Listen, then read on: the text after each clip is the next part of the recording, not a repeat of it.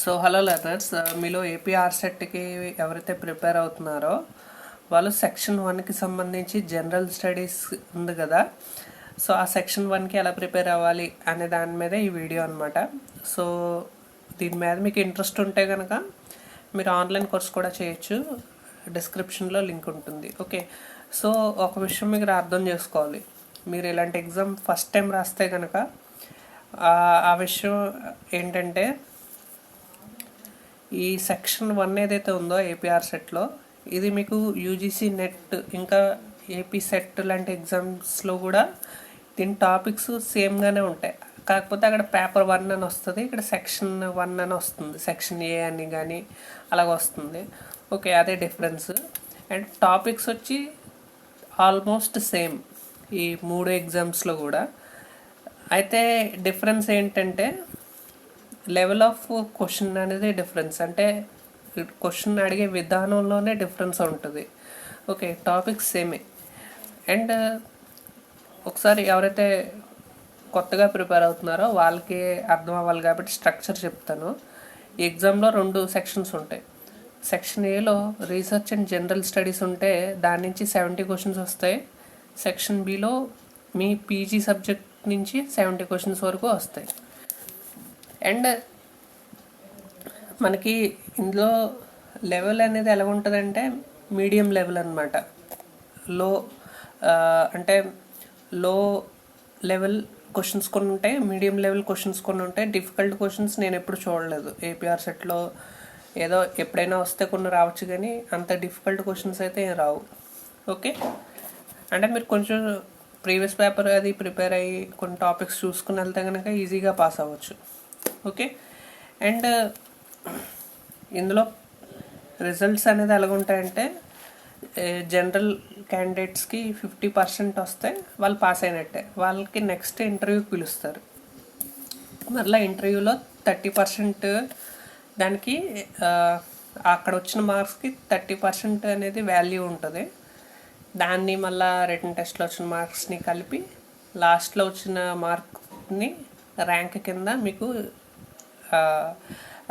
Change చేసి ఇస్తారనమాట. Okay, so ఇక్కడ 50% ఎలాగంటే ఈ 2 సెక్షన్స్లో కలిపి మీకు 50% రావాలి. అంటే 140కి 140 క్వశ్చన్స్లో టోటల్గా మీరు 70 క్వశ్చన్స్ కరెక్ట్ చేయాలన్నమాట, 2 సెక్షన్స్లో కలిపి. సో ఒక దాంట్లో 35, ఇంకో దాంట్లో ఒక 35 అలా చేసినా పర్లేదు, లేదా ఒక దాంట్లో అంటే ఏదేం చేసినా సరే ఒక 70 క్వశ్చన్స్ కరెక్ట్ అవ్వాలి 2 సెక్షన్స్లో కలిపి. ఓకే, సో అదనమాట విషయం. సో ఇది మీ క్లాస్ 1, ఇప్పుడు జస్ట్ ఇంట్రడక్షనే అయింది. క్లాస్ 2లో కొంచెం మనం డీటెయిల్గా వేరే క్వశ్చన్స్లోకి వెళ్దాం. అయితే ప్రీవియస్ పేపర్ మీరు ఫస్ట్ ప్రింట్అవుట్ తీయించుకోవాలి. ఓకే, ప్రీవియస్ పేపర్ మీరు ప్రింట్అవుట్ తీయించుకుంటే బాగుంటుంది. నేను ప్రింట్అవుట్ తీయించుకుని నేను ఒక బుక్లా చేసుకున్నాను. ఓకే, సో ఒక సైడ్ వచ్చి నాకు యూజీసీ నెట్కి ప్రిపేర్ అవుతున్నాను, జేఆర్ఎఫ్ గురించి. సో అది ప్రీవియస్ పేపర్, అది ఒక సైడ్ ఉంది. ఇది వచ్చి మనం అంటే ఏపీ సెట్ అప్లై చేసాం కదా, సో అది ఈ టేబుల్ ఉంది. అండ్ ఆర్ సెట్లో ఎక్కువగా ప్రాబ్లం ఏంటంటే, ఒకటి మనకి కావాల్సిన చోట సీటు ఉందా లేదా అనేది అదొక ప్రాబ్లం.